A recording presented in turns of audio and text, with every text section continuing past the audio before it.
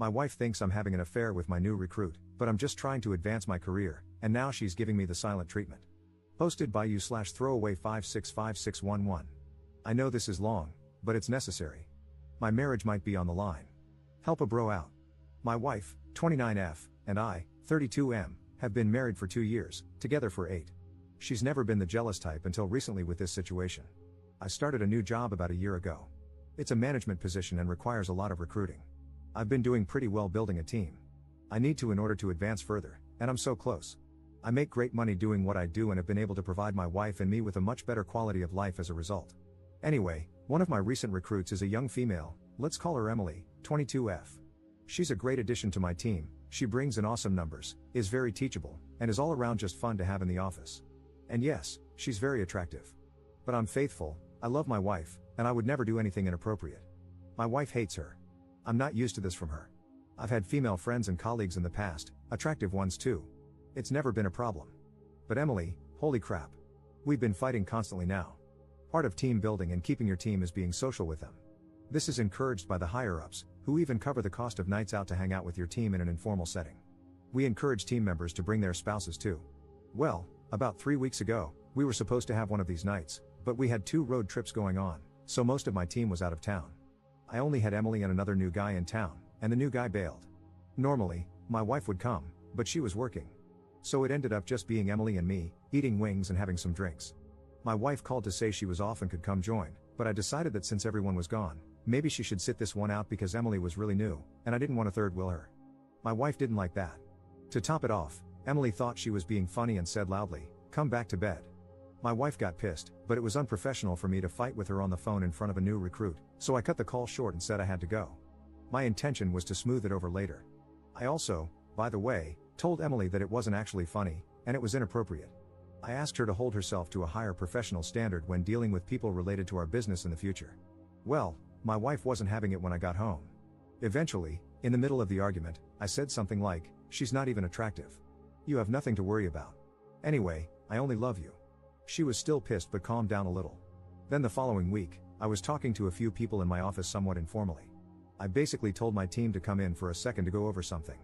I only have 2 chairs besides mine, so those were taken, and I had 2 people sitting on a low bookshelf in the back, a few leaning against the walls, etc. Emily came in last, looked around, and sat on the edge of my desk, farthest from me. We had our meeting, and everyone left except Emily, who had a question about what I said. Naturally, she turned more towards me as she was talking. Well, that's the moment my wife walked in with my phone charger and a Starbucks for me. All she saw was Emily sitting on my desk, leaning toward me, talking. I've never seen my wife act like this, it was embarrassing. She put the stuff down on the nearest surface and just walked out. I wasn't going to chase her because that would look bad. So I finished talking to Emily and then tried calling my wife, but she wouldn't answer. When I got home later, she was in the shower, crying. WTF? I went into the bathroom and pulled back the curtain, and she was literally sitting in the tub, knees to her chest, crying in the shower. Why? This is ridiculous. So I got pissed off and left. I called a few work bros and met them at the bar. Well, effing luck of all luck, Emily showed up with them because 2 of the guys I called were already with her. And she was dressed to the nines. She took a big group selfie and posted it on Facebook. Well, guess what? Yup, my wife saw it and commented, "Nice to see you having so much fun." To which Emily responded, "He's in good hands." And I know that sounds like innuendo, but she swears it's not. I talked to her, and she really meant it as reassurance, like, "Don't worry, he's in good hands," and didn't even think about how it could be misconstrued. Anyway, I got home, and my wife was crying again. She said I'm being willfully ignorant, that it's obvious Emily likes me and is stirring up trouble, and that I'm refusing to see it. She thinks I must really believe she's stupid. She asked if she could look at my phone. Like, are you kidding me? I obviously said no. Then she cried more, saying that I must have something to hide, especially since I lied about Emily being attractive. Now, for the last 2 days, I've gotten the complete silent treatment. What the F? I haven't done anything wrong. And Emily is a good employee. I can't fire her or something just for my wife. Like, what the F does she want me to do? No one's done anything wrong. Update same day. Okay, guys. It's clear you all think I'm, at best, the stupidest person alive and, at worst, some kind of monster. First off, I would never sleep with Emily. And while, yes, I can recognize that she's physically attractive by most standards, I am not attracted to her, especially not after all the drama her very existence has been causing me. Secondly, I'm not a bad husband. We've had 8 wonderful years together and have been through some pretty tough things before, coming out stronger than ever. I've just never been in a situation like this one before. I'm pretty average looking.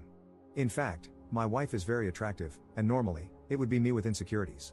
But I've never made my insecurities her problem.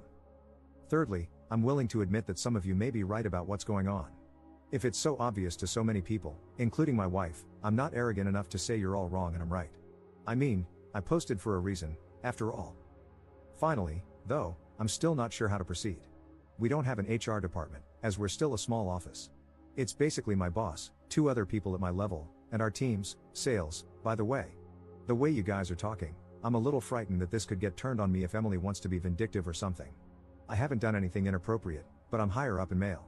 And given how I've apparently messed this up, how would my wife react if Emily tried to allege anything against me for letting her go or something? Commenter. You realize that you're still being me, right? Your wife was sobbing on her hands and knees in the shower. There's a damn good chance you've already lost her. If it were me, I'd have a bag packed before you got home from work today and make sure to turn out all the lights on my way out. You have to apologize. You have to crawl. Because at this point, you don't deserve anything that looks like forgiveness.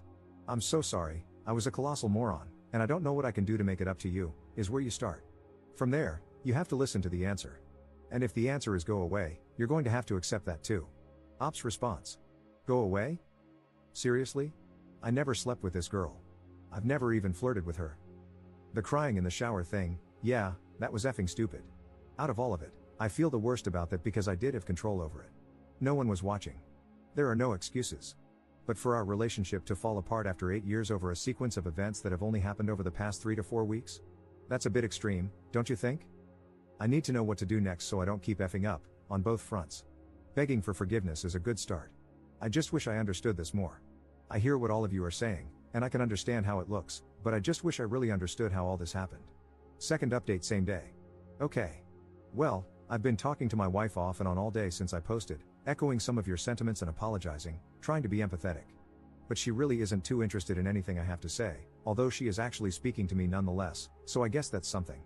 I have Emily an assignment that requires her to be mostly out of the office and in the field for the next couple of days under the supervision of someone else, so we shouldn't really have contact for now while this is getting sorted. Going home now. I'd say wish me luck, but I doubt you will. I'll update later. Third update 1 day later. It went about as well as could be expected. I explained that I really didn't get the whole situation before, but I do now. I showed her this thread, apologized, and told her I was willing to do whatever I could to make things right. I reassured her over and over again that I didn't cheat on her. She's not sure she believes me about the cheating or sincerely understands what I've done wrong, but in any case, she's incredibly hurt. After much discussion, tears, and begging, from me, this is what she wants from me. 1. Space. She wants me to move out for a while, and she doesn't have a set time for when I can come back. 2. Counseling. Both as a couple and separately. She says this incident isn't the first time I've been unable to see things from her point of view and have hurt her as a result. Not only that, but she feels she needs help trusting me again. 3. Like many of you, she thinks, putting it mildly, that Emily needs to go away, far, far away. She wants me to tell Emily why and wants to be able to listen in somehow. I don't know how I'm supposed to do that. I feel like it crosses some sort of professional line, whether I'm willing or not. And finally, she said she doesn't know what's going to happen with us, even if I do all these things. She cried a lot, which isn't surprising. I feel awful, scared, and really effing stupid. I love my wife, and I haven't done a good job of showing it lately, I realize that now. But I really don't want to lose her. I'll be speaking to my boss tomorrow about how best to deal with this in terms of letting her go, transferring her, or something. My wife wants her fired, period. I'll see what I can do. I'm in a motel right now. I spoke to my father, and he pretty much told me I'm an idiot and to do whatever it takes to fix this.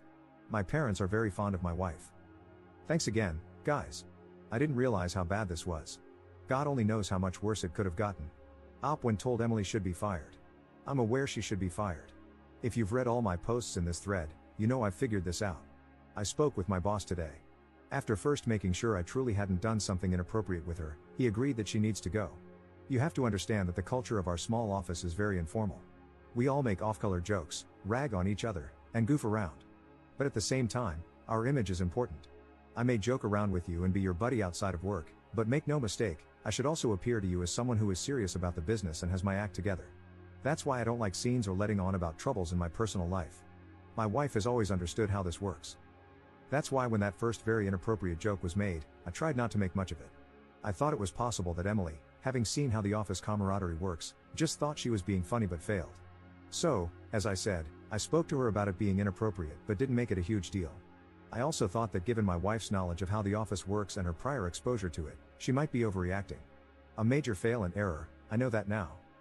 I was seeing the things going on as isolated events, each with an explanation, rather than as one entire mess, which is what it actually was. I'm very embarrassed by my oversight as a professional and extremely sorry as a husband. The tough part about letting her go is that she is a good employee in the sense that she hits and exceeds all her sales targets, is well liked, and is considered a hard worker. It will be very obvious why she's getting fired because of that. Now that I have a grasp of the situation for what it is, I fear, and my boss agrees, that she may be the type of person to make her termination messy. Given that we're a newer office, this is problematic.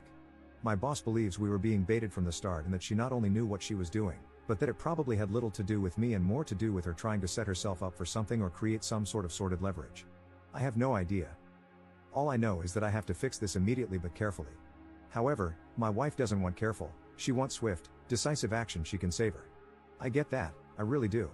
But that's the part I'm trying to figure out now. Op on the legality of recording the firing or the firing itself. I'm not in a state, I don't reside in the US. We don't think she has a legal leg to stand on. It's the court of public opinion and the company's reputation we're worried about. I told my boss that if it came to that, I'd leave. I hope that's not the case, though, as my wife got me this job and, despite this incident, has been proud of my work here.